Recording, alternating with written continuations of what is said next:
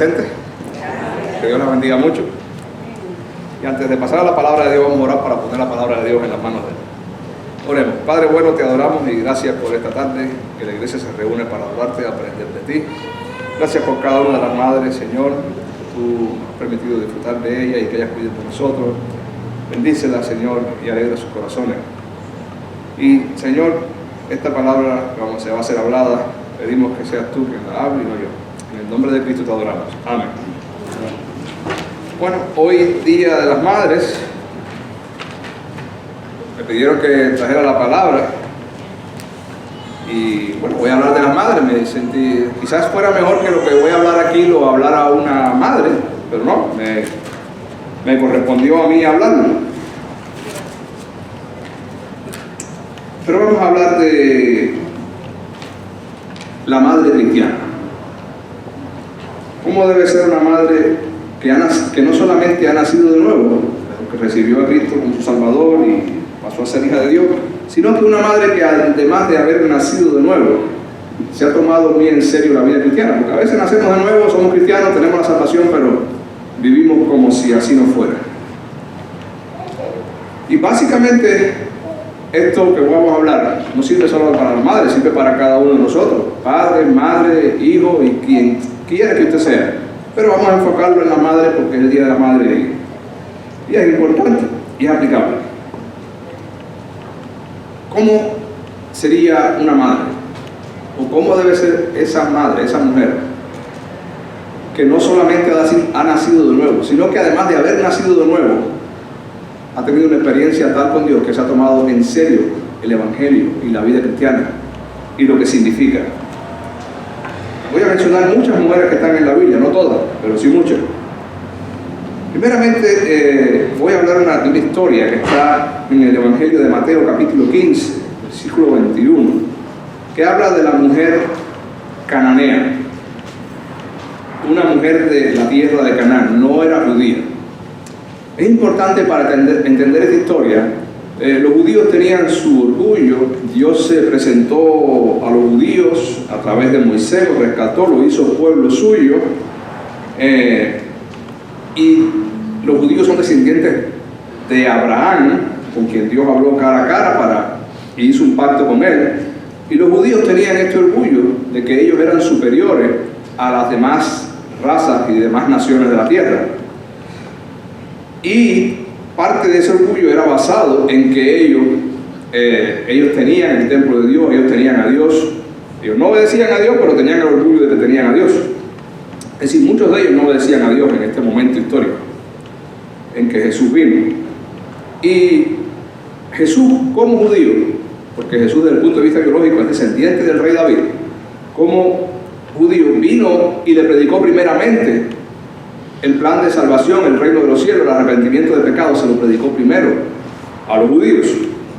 Aunque sabemos que el Evangelio y Cristo vino y murió en la cruz para perdonar los pecados de todas las personas, judías y no judías, que están guardados para la vida eterna y que ponen la fe en Cristo. Y entonces Mateo 15, capítulo 21, habla de una mujer cananea, no es judía, que viene a ver a Jesús. Dice el versículo 21, saliendo Jesús de allí, se fue a la región de Tiro, de Sidón. Y he aquí una mujer cananea. En el Evangelio de Marcos dice que, aclara que esta mujer era de origen griego y sirofenicia de nación, y de origen griego. He aquí una mujer cananea que había salido de aquella región, clamaba diciéndole, Señor, hijo de David, ten misericordia de mí. Esta mujer estaba clamando y pidiendo misericordia. Cuando uno pide misericordia, es porque uno está en angustia, porque uno está en dolor, porque uno tiene algo que le está robando la paz, algo que lo está atormentando, tiene una situación difícil. Puede ser una enfermedad, puede ser una situación económica, puede ser la guerra, la pérdida. No tenemos idea cuántas cosas en nuestra vida nosotros podemos ir nos sentimos que le decimos a Dios, ten misericordia de mí. Y aquí está esta mujer diciéndole al Señor, a Jesús, hijo de David, ten misericordia de mí. Y aquí viene la razón por la que ella pedía misericordia. Mi hija es gravemente atormentada por un demonio. Su hija estaba poseída por un demonio. No especifica lo que le hacía. El demonio era a la hija, pero sí la mamá estaba sufriendo mucho por esta situación. En el 23, pero Jesús no le respondía palabra. Y es interesante, Jesús no le respondía, pero ella seguía llamando a Jesús. Cuando vemos la historia del contexto, ella no se cansó, ella seguía. ¿Cuántas madres y padres y familiares tenemos? Nosotros mismos le pedimos cosas a Dios por cosas que nos hacen sufrir. Y tal parece, como dice aquí, pero Jesús no le respondía palabra. Es decir, muchas veces le pedimos cosas a Dios y no vemos que Dios nos responde inmediatamente. Mira, Señor, ayúdame con esta enfermedad, aquí tienes, está sano. Señor, mira a mi hijo que está enfermo, mira, aquí está sano. Señor, mira a mi hijo que está alcohólico, mira, aquí está sano. Señor, mira a mi hija que se apartó de tus caminos, aquí mira, ya la tienes en la iglesia, teniendo una vida obediente. No, muchas veces el Señor, ¿qué pasa aquí? Como dijo Jesús, Jesús no le respondió palabra. Jesús no tiene que respondernos. Nosotros somos los que tenemos que responderle a Jesús. Dios no existe para ayudarnos, nosotros existimos para bendecir a Dios. Ahora, Dios en su gran amor se complace en ayudarnos y bendecirnos. Y el hecho de que Jesús no le responda al momento no significa que Jesús la ignore. Dios no nos ignora cuando venimos con un corazón quebrantado y mediante Cristo a Él. Dios lo que simplemente sabe lo mejor para nosotros y sabe en qué momento nos responde y en qué manera nos responde. A veces la respuesta es no, simplemente es no. Como le pasó a Pablo, que tenía un problema en su vida, le pidió muchas veces a Dios, le dijo, mira, bástate con mi gracia, bástate con mi gracia, eso que tú me pides no te lo voy a dar. Pero vemos que esta mujer, no siendo judía, se acercó a Jesús y ella fue insistente, yo quiero que tú sanes a mi hija. Ella pudo haber buscado muchas opciones, pudo haber buscado brujos de aquella época, pudo haber hecho otras cosas, pero ¿a quién buscó ella? A Jesús. Ella buscó a Jesús, pero Jesús no le respondió palabra. Entonces, acercándose a sus discípulos, le rogaron diciendo, despídela. Los discípulos de Jesús, en vez de decirle, mira, ayuda a la mujer esta que está atrás de ti, algo le tiene que estar pasando. Los discípulos, con su orgullo patriótico de judío, dicen, oye, despídela, esa mujer que no moleste más atrás de ti, despídela. Pues da voces atrás de nosotros, está haciendo un escándalo público aquí, qué vergüenza, esa mujer gritando atrás de nosotros y no es ni judía. Y él respondiendo, aquí se refiere a Jesús, dijo, y aquí Jesús le responde a la mujer, no soy enviado sino a las ovejas perdidas de Israel. Parece que Jesús se pone duro con ella. En otras palabras, Jesús le estaba diciendo, yo no tengo por qué prestarte atención, yo soy enviado a los judíos para salvar a la nación de Israel. Yo no tengo por qué prestarte atención a ti que eres una extranjera. Miren, no soy enviado sino a las ovejas perdidas de la casa de Israel. En otras palabras, tú eres una extranjera, yo no vine aquí a ayudarte a ti, yo no puedo gastar mi tiempo en ayudarte a ti cuando yo fui enviado a la nación judía, a darle un mensaje a la nación judía. Y a veces Dios nos habla fuerte. Y cuando Dios nos habla fuerte en su palabra y nos regaña, muchas veces nos ofendemos. Y dejamos la iglesia y dejamos la Biblia, pero vemos que aquí pasa algo diferente. La mujer no era judía, pero buscó ayuda en Jesús. Jesús no le hizo caso, pero ella insistió. No le hizo caso aparentemente, pero ella insistió. Jesús le habló una palabra fuerte. Y vamos a ver qué pasa. Entonces ella vino y se postró ante él diciendo, Señor, socórreme. Jesús le habló fuerte, pero ella, ¿qué hizo? Siguió insistiendo, socórreme, ayúdame. Hay un salmo en la Biblia que dice, ¿de dónde vendrá mi socorro? Mi socorro vino de Jehová, que hizo los cielos y la tierra. Y ese es Jesús, ese Cristo es el mismo Jehová. Entonces ella vino y se postró ante él diciendo, Señor, socórreme. Jesús le respondió, no está bien tomar el pan de los hijos y echárselo a los perritos. Los judíos le decían perros a todas las personas que no fueran de sangre judía. En otras palabras, no está bien que yo dedique mi tiempo y mi servicio a ti que no eres judía. No está bien que yo tome mi tiempo que es para los judíos y te lo dé a ti que no eres judía. Eso no está bien. No está bien que yo coja el pan de mis hijos y se le eche a los perros. Así le respondió Jesús. Dijo, no está bien tomar el pan de los hijos y echarlo a los perros. Le siguió hablando Jesús fuerte a la mujer. Y vemos que ella sigue como insistiendo. Y a veces nosotros que somos hijos de Dios, Dios nos habla fuerte a través de un hermano, a través de un pastor, a través de un amigo, a través de la palabra. Nos ofendemos, ay, me dijeron esto, me dijeron lo otro. Y dejamos de seguir a Dios y de participar en la vida de la iglesia por eso. Pero mire la respuesta de la mujer a Jesús. Señor, pero aún los perritos comen de las migajas que caen de la mesa de sus amos. Aún los perros se comen un pedacito de comida que se cae de la mesa del amo. Ella no le quitó la razón al Señor, esto está bien. Pero aún los perros comen esa migaja. Es como la mujer que tocó el manto de Jesús. Ella sabía que era ilegal desde el punto de vista de la cultura aquella acercarse a Jesús, que era un rabino, y tocarla, estando ella inmunda desde el punto de vista físico y ceremonial. Pero ella fue y tocó a Jesús porque si lo toco, seré sano. Esta mujer dijo, aunque yo no tengo derechos civiles aquí, yo voy a insistir en Jesús porque yo sé que si Jesús me hace caso, mi hija va a ser sana. Y la mujer insistió. Ella dijo, sí, Señor, pero aún los perros comen de las migajas que caen de la mesa de sus hijos. Hermano, el Señor nos prueba. Cuando el Señor se hace, parece que no escucha, muchas veces nos está probando. A ver quién somos nosotros. A ver si nuestra fe es verdadera, o si nuestra fe es solamente para que no nos resuelva un problema, o si nuestra fe es pasajera. Entonces respondiendo Jesús dijo, oh mujer, grande es tu fe.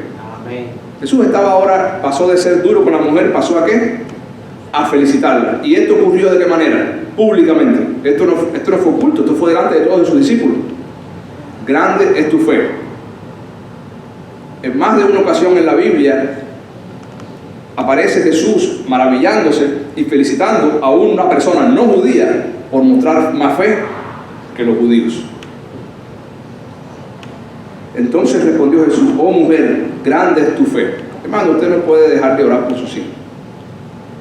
Sus hijos pueden estar apartados, pueden estar en malos caminos, pueden quizás ser muy pequeños para el evangelio, o pueden quizás ser muy rebeldes. Y parece que cuando oramos por ellos quizás pase el tiempo y no vemos el cambio, no vemos la respuesta de Dios. Y podemos pensar, bueno, Dios me ignora. No, Dios no te ignora. Quizás si tu hijo vuelve a la casa y vuelve a la iglesia y anda bien, tú eres el que te olvidas de Dios. Y Dios prueba nuestra fe. Entonces Jesús respondió, repito, oh mujer, grande es tu fe, hágase contigo como quieres. Y su hija fue sanada en aquella misma hora. Jesús le habló fuerte a la mujer, pero Jesús nunca sintió falta de amor por esa mujer. Él siempre la amó. Él la felicitó por su fe. Él simplemente estaba probando la fe de ella y demostrándole a todos los que estaban alrededor de él. Así es como hay que insistir. Así es como hay que creer. Aun cuando no hay respuesta, aun cuando hay oposición, es así como hay que insistir. Y nosotros tenemos que hacer, y hoy dirigiéndome a las madres, tenemos que ser así con nuestros hijos. Sobre todo desde el punto de vista del evangelio. Puede que los hijos no escuchen, puede que los hijos sean rebeldes, puede que los hijos no quieran saber del Señor, o si quieren saber, pero a su manera. Pero hay que seguir orando, hay que seguir insistiendo, hay que seguir regañando. ¿Qué le dijo Pablo a Timoteo? Tú predica la palabra, tiempo y fuera de tiempo, ¿sí? Cuando convenga y cuando no convenga. Le dice a la mujer, dice, ay, qué vergüenza. Jesús me está rechazando públicamente, me voy de aquí. Su hija todavía tuviera el demonio. Cuando un cristiano deja de buscar a Dios porque se ofende o porque le hablan fuerte o porque simplemente llega a la opinión o a la conclusión de que Dios no lo escucha, pierde la bendición porque simplemente se retira y deja de insistir y de buscar a Dios. Cuando un cristiano no le habla fuerte a sus hijos, le dice, mira, lo que estás haciendo está mal, a Dios no le gusta. Porque dice, no vaya a hacer que el niño se ofenda, o que la niña se ofenda, entonces si se ofende no va a querer ir a la iglesia. Cuando Juan el Bautista vino para que la gente se arrepintiera y no fuera al infierno, ¿qué dijo Juan el Bautista? Arrepiéntase de su pecado. Ya el hacha está puesta en la raíz. Todo va porque no da buen fruto. Toda persona que no cree en Cristo será cortado y echado al infierno, al fuego. Y todo el que da buen fruto, pues será salvo. Así claramente lo dijo Juan el Bautista. Juan el Bautista no vino a predicar, ay, miren, no, él vino a predicar, esto está bien, esto está mal.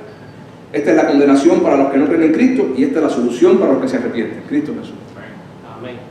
Y nosotros muchas veces no queremos ser fuertes con nuestros hijos, no queremos hablarle fuerte, ¿no? Porque se hieren los sentimientos del nené. Si se hieren los sentimientos, las palabras que me han hecho a mí rectificar en mi vida, caer de rodillas delante del Señor, pedirle perdón y cambiar, son las palabras fuertes, no las de algodoncito. Las palabras que me han hecho cambiar y que me han hecho pedir a Dios perdón por mi pecado, son las palabras fuertes que me ha dicho mi padre y mi madre, o alguna otra persona. No la suavecita de pasarme la manito, no, esas no. Esas nunca me han ayudado. La palabra fuerte que me duele, esa palabra que yo quise nunca haber escuchado, esa es la que me entró por el buen camino. Y tenemos que ser firmes con nuestros hijos. Si vamos a Hechos 16, capítulo 14, ahí tenemos otra historia. Hechos 16, capítulo 14. Encontramos el apóstol Pablo en la ciudad de Filipo. Él llega allí y él quiere predicar a las personas. De hecho, él fue allí a predicar y a fundar una iglesia para que hablar de las personas de Cristo, para que las personas conocieran a Cristo y fueran salvas. Y va Pablo un día por la mañana, parece que era un domingo, entonces y empieza a predicar del evangelio de la orilla de un río, el apóstol Pablo. Y dice, está escrito en el libro de los Hechos, entonces una mujer llamada Lidia, vendedora de púrpura de la ciudad de Tiatira, que adoraba a Dios, aquí dice adoraba a Dios, pero acuérdense, si usted no cree en Cristo, no importa cuánto usted diga hay un Dios en el cielo, no importa cuánto usted crea que Dios creó el cielo y la tierra, si usted no cree en Cristo y usted dice que Dios existe, es igual que si no creyera en Cristo. Porque eso fue lo que le pasó a los judíos. Crucificaron a Cristo porque ni para atrás ni para adelante creían que Cristo, ¿quién era? Dios. Y el que no creyó en Cristo, pues no se salvó, el infierno se fue. Y eso es todo lo que pasa. En este mundo tenemos mucha gente que habla de Dios, respeta a Dios, ama a Dios, pero hasta que no crea en Cristo, es como si fuera enemigo de Dios. Entonces una mujer llamada Lidia, vendedora de púrpura de la ciudad de Tiatira, que adoraba a Dios, estaba oyendo lo que Pablo decía. Y el Señor abrió el corazón de ella para que estuviese atenta a lo que Pablo decía. Tenemos que orar por nuestros hijos, que Dios abra el corazón de ellos y la mente para que entiendan y atesoren la palabra de Dios. Pero dice aquí, el Señor abrió el corazón de ella para que estuviese atenta a lo que Pablo decía. La Biblia es un libro que es más lo que omite que lo que dice, porque si de lo contrario sería un libro inmenso, no, hiciera falta muchos tomos. Y tenemos en la Biblia lo necesario, lo fundamental para entender lo que Dios quiere que entendamos y conocer el Evangelio. Y voy a repetir esto, porque aquí no da mucho detalle, pero se sobreentiende todo lo que sucedió. El Señor abrió el corazón de ella para que estuviese atenta a lo que Pablo decía. Y cuando fue bautizada, si fue bautizada, ¿qué pasó? ¿Por qué fue bautizada? Porque ella recibió a Cristo como el Salvador de su vida. Ella dio el paso de fe. Ella nació de nuevo. Por eso brinca aquí. Y cuando fue bautizada, pero vamos a ver cómo sigue. Y cuando fue bautizada, y su familia, si ella estaba en el río escuchando a Pablo, ¿por qué aparece la familia de ella bautizada? ¿Por qué usted cree que aparece ahora la familia bautizada? Si quizás ella estaba con un grupo de amigas en el río. Fíjense, ¿por qué está la familia de ella bautizada?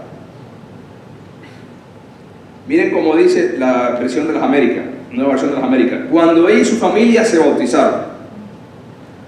Miren, hermano, lo más probable es que, esto no está en la Biblia así contado, pero la lógica de lo que está escrito indica que ella creyó en Cristo y que ella le dijo a Pablo ahí, esto tiene que escucharlo mi familia.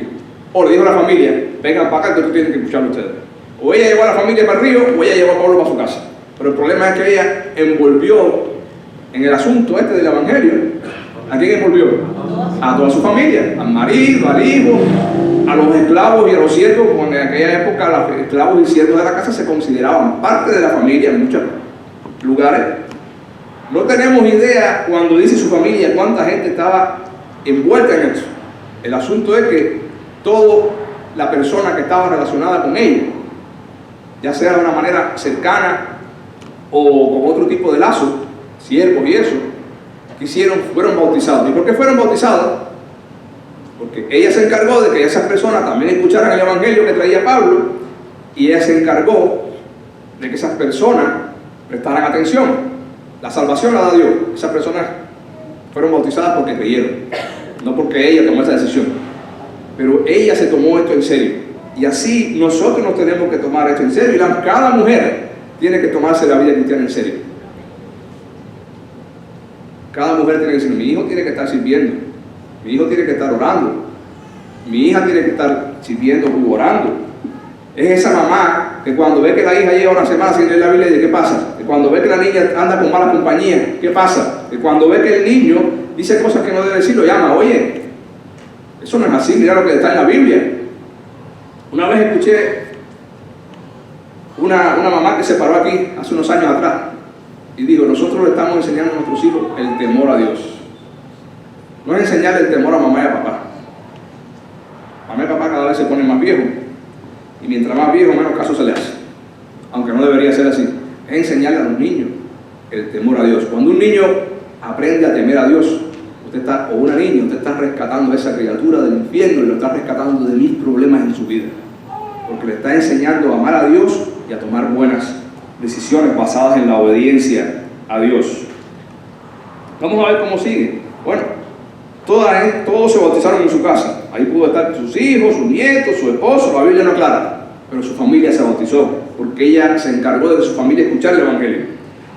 Pero no solamente se bautizó, sino que ella puso a su familia a servir a Cristo. Dice: y la mujer esta nos rogó diciendo: si habéis juzgado que yo sea fiel al Señor, si tú crees, Pablo, que yo soy una buena cristiana y que yo realmente he creído en Cristo, entra en mi casa y posa en mi casa. Y nos obligó a quedarnos. No fue que: oye, si tú quieres quédate. No, lo obligó. Pablo, usted que estaba con él: usted es el siervo del Señor, usted viene a predicar y yo quiero que usted se quede en mi casa. Aquí tiene ropa, comida, cama y albergue. Y los siervos míos van a ayudarlo a hacer esto y le van a cocinar la comida, y mis hijos los van a ayudar en lo que usted haga falta. Esa mujer no se limitó a que su familia aceptara a Cristo. Ella puso a su familia a servir a Cristo. Y la familia, cuando uno lo pone a servir a Cristo, a uno lo hacen con gozo, otros lo hacen porque sí, y otros lo hacen a regañadienta. Pero Dios se encarga de arreglar los corazones con el tiempo y de que le dé fruto a su tiempo. Como una película que vi hace un tiempo, que una niña iba a la iglesia, una muchacha iba a la iglesia porque la mamá le pagaba para que fuera a la iglesia con ellos. La muchacha era muy rebelde, la mamá le daba dinero, ¿no? Hasta que un día el Señor tocó el corazón y ella cambió.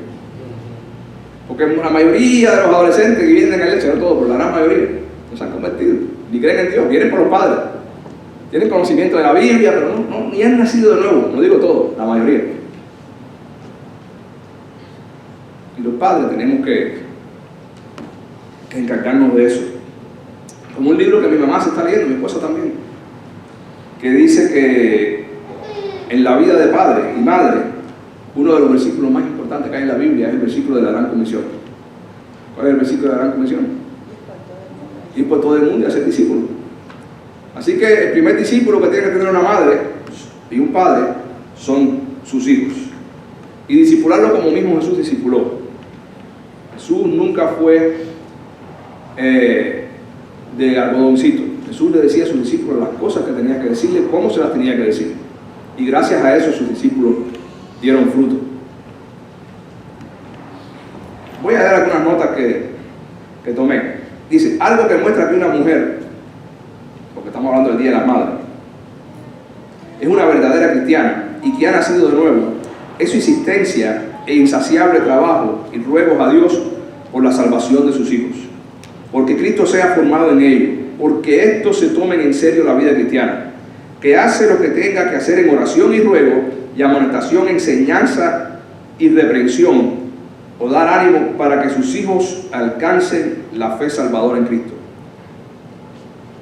Son mujeres que insisten y para que sus hijos sirvan al Señor, sigan al Señor e imiten a Cristo.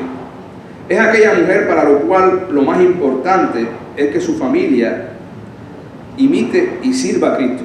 que se complace cuando ve que sus hijos andan en la verdad. La mayoría de las madres luchan para que sus hijos tengan o logren aquello para lo que para ellas es lo mejor. Por eso puede ser una mujer cuando ve que el hijo viene con la novia: oye, pero esa muchacha tan flaca, oye, pero esa, ¿por qué? Porque la mamá siempre tiene eso, ¿no? De que lo mejor para mi hijo, entonces no le conviene ninguna nuera. Lo mejor para tu hijo es que conozca a Cristo, para que sepa escoger una buena esposa, que también conozca a Cristo. La mayoría de las madres luchan por eso, para lo mejor, para que estudie una carrera, para que tenga un buen trabajo, para que tenga saludable, para que tenga alimento. Pero lo mejor que puede hacer una madre por un hijo es enseñarle a amar a Cristo. Y la Biblia es clara, dice la Biblia que de nada te sirve ganar el mundo si tú pierdes tu alma. Por lo tanto, las madres y todos nosotros tenemos que preguntarnos: bueno, pero ¿qué es lo mejor a la vista de Dios? Hay una mujer, certifico, hay una mujer en la Biblia que yo supongo que haya sido madre, pero la Biblia no dice si fue madre o no. Y es María, la hermana de Lázaro y Marta. Sabemos que en una historia bíblica, Jesús con sus discípulos se va a quedar ahí, en la casa de Lázaro, Marta y María, y Jesús se sienta en una habitación de la casa a enseñar, y había mucha gente oyendo. Y María, como mujer, lo que le tocaba era cocinar, lavar, estar preparando la comida para Jesús y los discípulos. Pero ¿qué hizo ella? Ella se sentó a los pies de Jesús a escuchar la palabra de Jesús. Ella se olvidó de todo lo que por lógica tenía que estar haciendo y se enfocó a servir a Jesús. Y respondiendo, Jesús le dijo a la hermana de María, Marta, quien se estaba quejando porque decía: Señor, ¿no te importa que mi hermana no ayude? Y está sentada ahí escuchando que no me ayuda a cocinar. Jesús le dijo: Marta, Marta, a la hermana de María, afanada y turbada estás con muchas cosas. Y en esta sociedad, muchas veces las madres, buscando lo mejor para ella, para sus hijos, están afanadas y turbadas, y también los padres, en muchas cosas, y se olvidan de lo mejor. Y Jesús le dijo a Marta: estás afanada y turbada en muchas cosas, pero una sola cosa es necesaria. Escuchar a Jesús. Y María ha escogido la buena parte y no se le será quitada. Nadie se la va a quitar. La Biblia no dice si María fue madre o no. La Biblia habla muy poco de María. Pero si María fue madre y fue esposa, estoy muy seguro que como mismo actuó en este momento, también actuó con su esposo y también actuó con su hijo, enseñándole que lo más importante, más que todo, más que el estudio, más que el trabajo, más que los negocios, más que las cosas que hay que conseguir, más que la comida, que lo más importante era, ¿qué cosa? Dedicar tiempo a escuchar a Jesús, dedicar tiempo a aprender de Jesús. Y la Biblia es clara: busca primeramente el reino de Dios y su justicia, y todo lo demás va a venir por añadidura. Pero hay que tener fe. Hay que tener fe. Y otra cosa que es importante, y yo he hablado de esto otras veces: el amor. Todo el mundo dice: no, el amor de madre es lo más grande que hay. Todos los seres humanos nacemos, ¿cómo? Siendo ¿qué? Pecadores. Significa que el amor de cada madre de este mundo, sin excepción de ninguna, está manchado ¿por qué? Por el pecado. Así que el amor de toda la madre, hasta de la más buena, es un amor defectuoso. Es un amor que puede hacer mucho daño, aunque tenga las mejores intenciones. La única persona que puede coger el amor de madre y hacerlo perfecto, para que sea perfecto para su hijo, es Cristo. Así que lo mejor que puede hacer una madre como madre es aprender de Cristo y ser una buena discípula de Cristo, para que al mismo tiempo pueda influir en sus hijos y enseñar el amor de Cristo a sus hijos. Voy a ir rápidamente a pasar por una serie, no todas las mujeres de la Biblia, pero algunas mujeres en la Biblia que se tomaron en serio la relación con Dios. Y por tomarse en serio la relación con Dios, estas mujeres libraron a sus hijos y también libraron a otras personas del peligro. Entre ellos tenemos aquí a Ana, la mamá de Samuel. La mamá de Samuel era estéril. Ella oró al Señor, el Señor le dio un hijo y ella le dijo: Señor, si tú me das un hijo, yo lo voy a dedicar a ti todos los días de su vida. Quizás si una mamá aquí dice eso y después que el niño nazca dice: bueno, pero es que está muy chiquitico, hay que esperar un poco para llevarlo a la iglesia. Y pasa el tiempo: ay, pero es que ahora tiene que estudiar, hay que esperar para llevar a la iglesia. Ay, pero ahora está enredado con el trabajo, hay que esperar. que haga su carrera y después lo empujamos al Evangelio, hasta que ya es muy tarde. Pero esta mujer no tuvo pañito con su niño. Ella lo cuidó, lo amó y lo mejor que hizo por él fue dedicarlo al Señor. Y el Señor le dio a Ana más hijos, además del que ella dedicó al Señor. En el libro de Primera de Samuel, Dios le da a ese niño y ella va al templo a dedicar al niño al Señor. Y ella dijo: oh Señor mío, hablando con el sacerdote Elí. Ella le habla al sacerdote Elí, llevándole al niño pequeño. El niño era pequeño, pero ya caminaba. Ella esperó a que el niño dejara de lactar y lo llevó al sacerdote para dejarlo allí con él. Dice: vive tu alma, Señor mío. Recuerdo, entonces ella hablando con el sacerdote Elí. Yo soy aquella mujer que estuvo aquí junto a ti orando a Jehová. Por este niño lloraba, un niño que ya no podía tener, pero que ella quería tener. Y Jehová me dio lo que le pedí. Jehová me dio un hijo, era su primer hijo. Yo pues lo dedico también a Jehová, todos los días que viva será de Jehová. Y usted dirá: esta mujer se volvió loca. Un niño chiquito lo dejó en una ciudad donde ella no vive, como un sacerdote. Pues esa mujer no estaba loca. Esa mujer estaba salvando la vida de su hijo y estaba salvando la vida de la nación de Israel. Si usted estudia la vida de Samuel, Dios escogió a Samuel para que fuera uno de los grandes líderes, profetas y jueces de Israel. Y Dios usó a Samuel no solamente para juzgar y enseñar al pueblo a seguir a Cristo, a seguir a Dios. Dios usó a Samuel para darle libertad también de los enemigos de Israel, de los enemigos militares de otras naciones. Así que esta mujer, dedicando a su hijo a Dios, estaba salvando la vida de su hijo, estaba salvando la vida de la nación de Israel. Porque, hermano, cuando usted no guía a su hijo por el camino de Dios, no ora por él, no es insistente, usted no solamente le está dañando a él o a ella, usted está dañando. Si usted le enseña a su hijo o a su hija a ser un buen esposo y una buena esposa y le enseña los caminos del Señor, usted no solamente lo daña a él o a ella, usted está dañando a la gente con la que ese niño o niña van a relacionarse con la que sean grandes. Si usted no enseña a su hijo a ser obediente en la casa y a respetar a Dios en la casa, ese niño va a darle dolor de cabeza a su esposa, ese niño va a darle dolor de cabeza en la escuela, ese niño va a darle dolor de cabeza a su jefe. Así que cuando usted cría a su hijo y a su hija en el temor del Señor, no solamente lo libra a él, sino libra y bendice a toda la gente que un día va a estar alrededor de esa criatura, de esa persona. Otra madre que tenemos una madre y una abuela.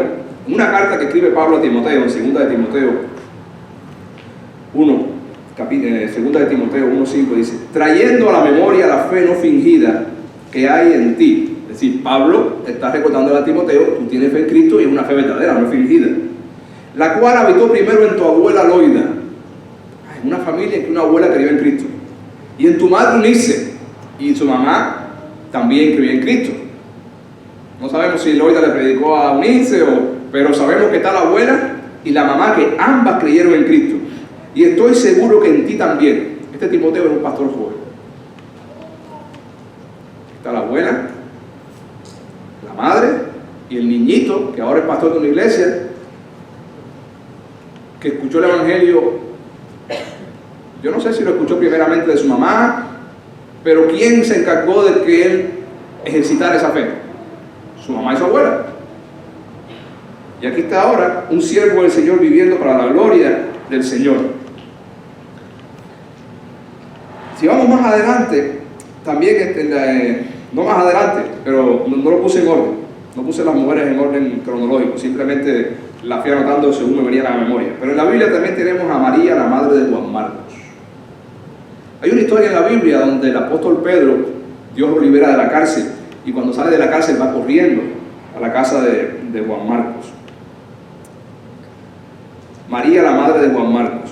Y habiendo considerado esto es Pedro, llegó a casa de María, la madre de Juan, el que tenía por sobrenombre Marco, que fue el que Pablo dijo: envíenme a ese muchacho que me es útil, y también el que escribió el Evangelio de Marcos, que es uno de los 4 evangelios, es este muchacho. El que tenía por sobrenombre Marcos, donde muchos estaban reunidos orando. ¿Qué es lo que estaba pasando en la casa de Marcos? Estaba la gente reunida ahí orando. La iglesia estaba haciendo oración en la casa de Marcos. Había ahí noche de ruego y frecuentemente parece. Estaban orando por Pedro, que estaba preso, y Pedro venía de la cárcel porque Dios respondió. Dios usó un ángel para liberar a Pedro de la cárcel porque el otro día lo quería matar, por la mañana. Herodes quería matarlo públicamente. Y aquí tenemos, este jovencito, ¿verdad?, quedó mal con Pablo y con Bernabé cuando en un viaje misionero, los dejó, no siguió el viaje con ellos, pero ahí tenía el ejemplo de su madre. Desde chiquitico él veía, para mi mamá, Cristo es importante. En mi casa se reúne la gente a orar, aún en un momento como este, cuando los cristianos estaban siendo perseguidos. Porque Pablo estaba en la cárcel no por robarse una vaca. Pablo estaba en la cárcel por predicar el evangelio de Cristo insistentemente. Así que todo el que estaba orando por Pedro. Pedro estaba orando. Pedro estaba en la cárcel por predicar el evangelio, no por un acto delictivo. Él estaba en la cárcel por predicar el evangelio. Y todo el que estaba orando allí reunido en casa de Marcos estaba en peligro. Todo el que estaba allí reunido en casa de Marcos, orando por Pedro y orándole a Cristo, estaba en peligro de ser detenido, de ser metido en la cárcel, de ser matado. No solamente una reunión como la que hacemos ahora, que nos reunimos para orar por los enfermos y después comer una buena merienda.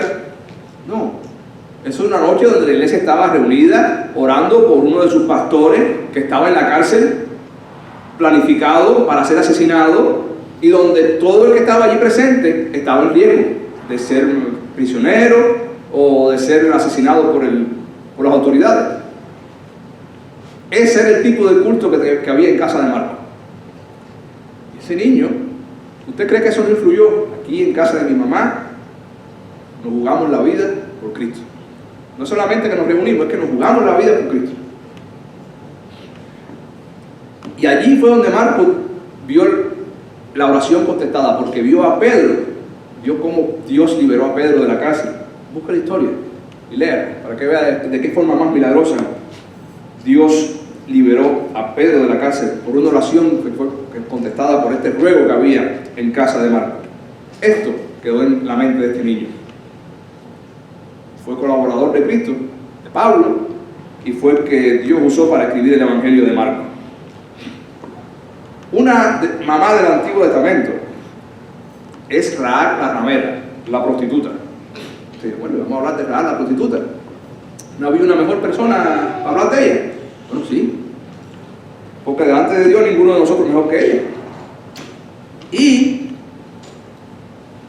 aquí se ve claro el ejemplo de cómo cuando le predicamos a nuestros hijos de Cristo, los estamos salvando a ellos y a la familia de ellos. Cuando el pueblo de Israel iba a atacar Jericó, mandaron a 2 espías. Rahab, la ramera, escondió a esos 2 espías en su casa. El rey de Jericó mandó a los soldados para la casa de ella. Oye, entrégame a esos hombres. Ella los tenía escondidos en el techo. Y dijo, no, esos hombres ya se fueron. Búsquenlo por tal camino que lo van a agarrar si se apuran. Ella arriesgó su vida para salvar a 2 siervos de Dios. No porque ella tuviera simpatía con los israelitas. Ella, al igual que todo Jericó, había escuchado las obras de Dios. Pero mientras todo Jericó estaba preparándose para hacer guerra contra Israel y defenderse de Dios, ella decía, bueno, yo ese Dios tengo que servirlo. Y la gente que apoya a ese Dios, yo tengo que apoyarlo. Ella está y Rahab está en la genealogía de Cristo. Quiere decir que ella está entre la tatarabuela del Señor Jesús.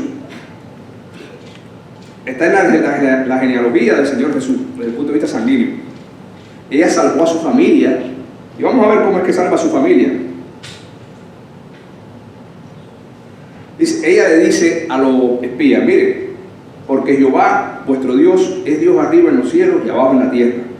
Os ruego pues ahora que me juréis por Jehová, que como yo he hecho misericordia con vosotros, y como yo los ayudé a ustedes, los escondí, y le arriesgué mi vida para que los soldados de Jericó no los tomaran prisioneros, así haréis vosotros con la casa de mi padre. ¿Qué cosa es la casa de mi padre? Mi hermanito, mi hermanita, mi cuñado, toda la familia, los primos, toda la familia. De lo cual me daréis una señal segura. y que salvaréis la vida de mi padre y de mi madre y de mis hermanos y de mis hermanas, y a todo lo que es suyo, y que libréis nuestras vidas de la muerte. Cuando Israel arrasó a Jericó, la orden era de matar a todas las personas, no dejar ni un sobreviviente. Y como esta mujer se tomó en serio la fe en Dios y apoyó al pueblo de Israel, ¿a quién salvó? A toda su familia. Usted no tiene idea. Cuando usted insiste en enseñar el evangelio a sus hijos, que escuchen o no que escuchen, usted está haciendo lo que hizo esta mujer. Está salvando de la muerte y de mil problemas a sus hijos y a sus hijas. Y esta mujer está en la genealogía de Jesucristo, en la línea sanguínea. Otra mujer en la Biblia fue Ruth la Moabita. Ruth la Moabita, una mujer de Moab que se quiso quedar con su suegra judía. Ella podía haberse ido a casarse con un hombre de Moab. Ella dijo no. Ella le dijo a su suegra, Noemí, tu pueblo será mi pueblo y mi Dios será tu Dios. En otras palabras, yo voy a servir a ese Dios tuyo.